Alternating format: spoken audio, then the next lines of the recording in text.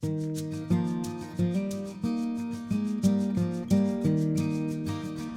Susan Chambers, and I live downtown Little Rock. We've been in this house since '86. It was built in 1905, and this is my garden.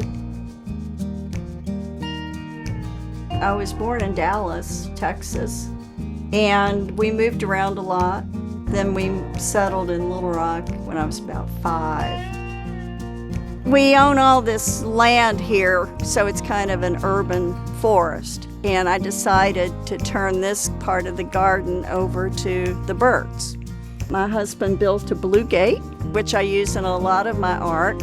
I call it the Crazy Quilt Garden because of all the different little pieces of it. We eat on the back porch, so I'm looking out in the garden. Since 2016, when I retired from teaching, I've spent a lot more time in the garden. And as I work in the garden, I see compositions. This would be like setting up a still life, but I'm planting plants. Although mine is not planned, it's very random, and I kind of like that randomness. I like looking for order out of chaos. I was concerned about the environment.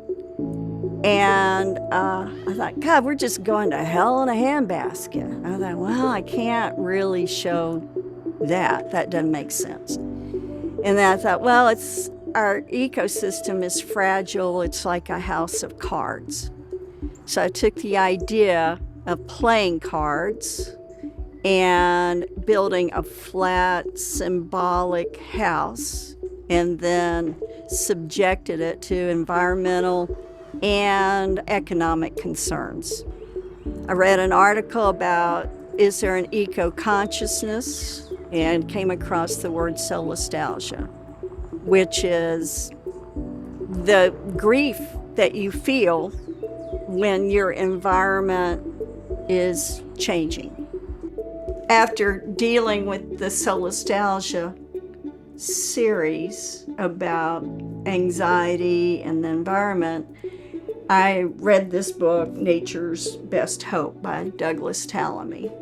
And he talks about the importance of what you can do in your own life to help the environment and help pollinators and butterflies and birds. He has an idea that if we all take our yard and kind of reconstruct them in terms of the best environment for birds, pollinators, and all, that we can create our own national homegrown park, is what he calls it. We got Jackson in 2016. He's a hound dog. He's a very abstract black and white pattern, which I love to see in the garden, okay? It just pops out, so I use that a lot. I draw specific plants, I take photographs. I use the hat, first of all, because it gives more kind of anonymity to the image.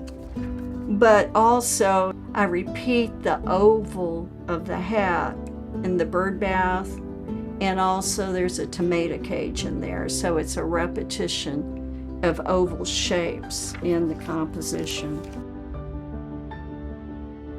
I think about the negative space, repetition of that. That's the same shape here, this curves in there, got the oval there. It all works together, kind of like it does in nature. I want to try to convey everything that I can on the canvas with just paint. And I'm also building canvases and paintings that I think will last a long time. I think I'm very lucky to have the time, materials, and environment to make art, and I want to make art that lasts. All gardeners worry about what will happen when you leave the garden. I'm 73, I don't know, but the paintings, and then I'm happy to place the paintings in Historic Arkansas Museum, Fort Smith, the Regional Art Museum, other places around. That's a way to kind of keep the garden.